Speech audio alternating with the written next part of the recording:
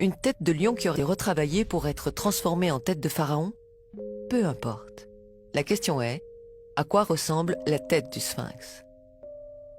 Avec un logiciel de reconstitution de visage 3D, voici le visage du sphinx reconstitué correctement pour la première fois.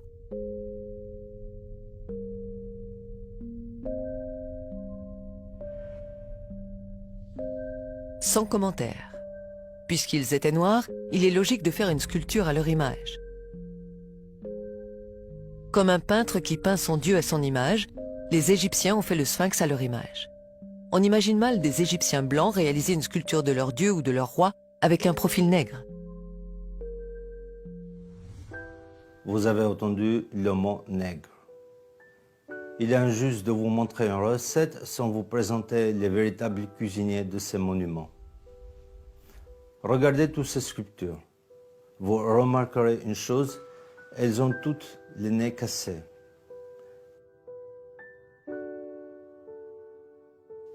Si on observe les statues et les fresques, la ressemblance est frappante. Le nez, les grosses lèvres. En effet, beaucoup de statues ont le nez cassé parce qu'ils avaient, comme on dit, un nez de nègre.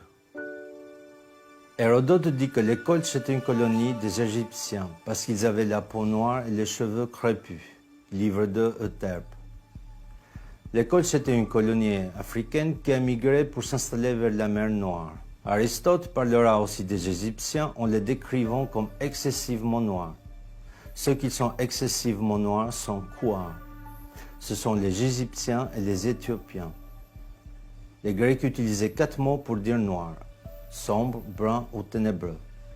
Kéleinos, Eremnos, Aiton et Mélas. Mélas est le noir physique le plus total. C'est la racine de ce mot qui forme le mot mélanine. Mélas, mélanine.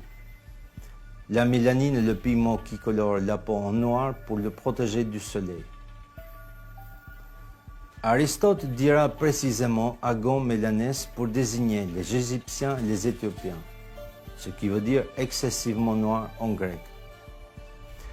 Zézostrus III, dit Sénoucerte en égyptien, détient le record pour le nombre de sculptures à son effigie. Des dizaines. Presque toutes ces sculptures ont le nez cassé. Mais quelques-uns ont échappé à l'inquisition raciale. Le professeur sénégalais Diop a demandé au musée de Caire de faire 3 prélèvements d'1 mm² sur des momies de Ramsès II, de Séti Ier et de Toutmoses III, exposées au musée de Caire. Une fois les prélèvements analysés, ils révéleront le taux de la mélanine. Plus le taux de la mélanine est élevé, plus la peau est noire. Que je mets à la disposition des participants du colloque pour qu'on les observe au microscope. Et nous pouvons absolument voir le taux de mélanine sous la peau des anciens Égyptiens. Il en reste suffisamment malgré la destruction partielle de l'épiderme. Dans la région qui sépare le derme et l'épiderme, il y a des inclusions des bases des cellules des mélanocytes en quantité suffisante pour révéler un taux de mélanine absolument absent chez les races leucodermes. Et j'ai voulu dès l'an dernier appliquer cette étude aux momies royales de Ramsès II, de Séti Ier et de Toutmoses III.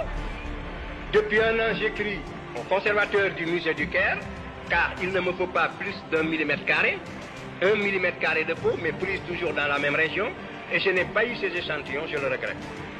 Par conséquent, c'est une étude très facile, accessible, qu'on peut faire.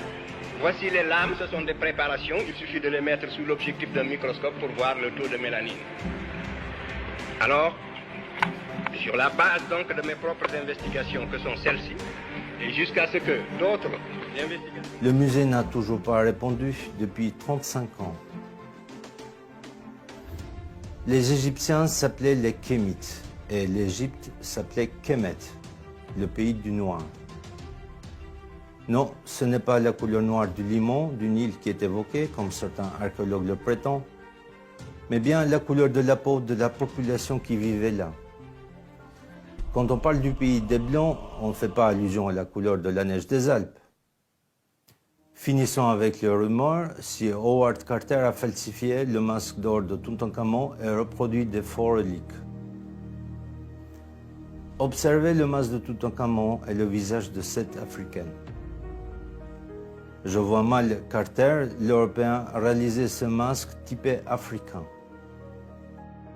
Il est midi, la température est au taquet, c'est-à-dire qu'il fait à peu près 45-46 degrés. Il n'y a absolument pas d'ombre, vu que c'est une carrière et qu'il n'y a aucun bâtiment et qu'on ne peut absolument pas s'abriter. Autant vous dire que je ne veux pas rester ici 3h30.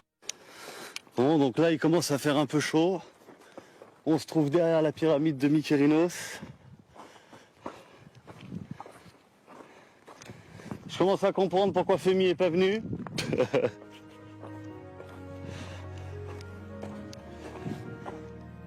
En Égypte, pendant les mois d'été, période pendant laquelle les pyramides étaient construites, les températures atteignaient 45 degrés et plus. Sous ce soleil écrasant, aucune autre race humaine ne pouvait survivre torse nu plus de 4 jours sans subir des brûlures graves de la peau. La seule race capable de résister pendant des jours et des mois, sans problème et sans crème solaire, c'est la race nègre à la peau noire. Je fais de la peinture artistique et je n'ai jamais eu de préférence pour telle ou telle couleur. Un peintre aime toutes ces couleurs.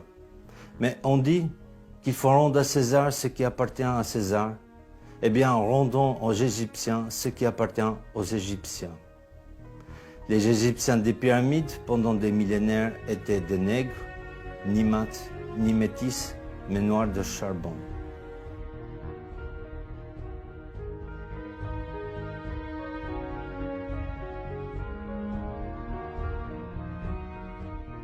Les Égyptiens ont mémorisé et imprimé leur négritude dans le granit et dans le quartz pour l'éternité. Que doit-on faire? Les détruire pour effacer cette époque de l'humanité? Les cacher? Parler? Ne pas parler? Posez-vous ces questions.